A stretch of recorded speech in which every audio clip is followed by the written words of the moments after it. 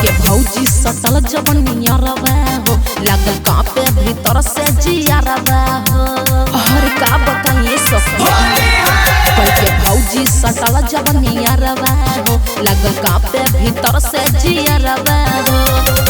ढोढ़िया धोई के रंग लागल कहिले उलाल बा। ढोढ़िया धोई के रंग लागल कहिले उलाल बा।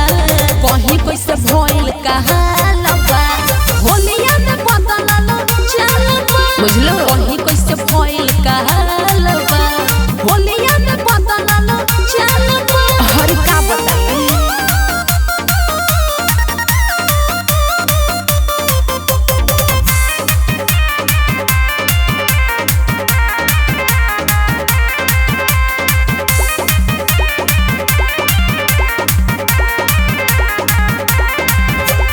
होलिया में देवरन के दर्द ना बुझाइल एक जगह मली के उठेले बमुआई। सही बात बता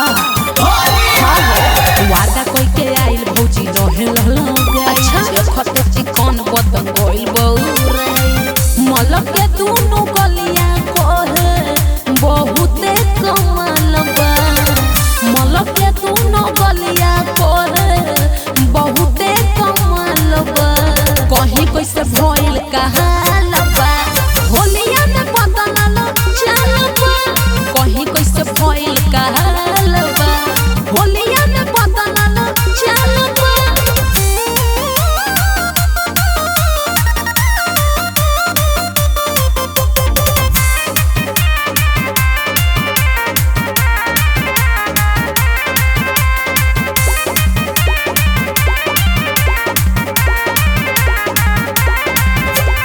होलिया में छोलिया के चोर बन के आइल रंगवा में तेल और मोबिल भर के लाए। हर बड़ा बदमाश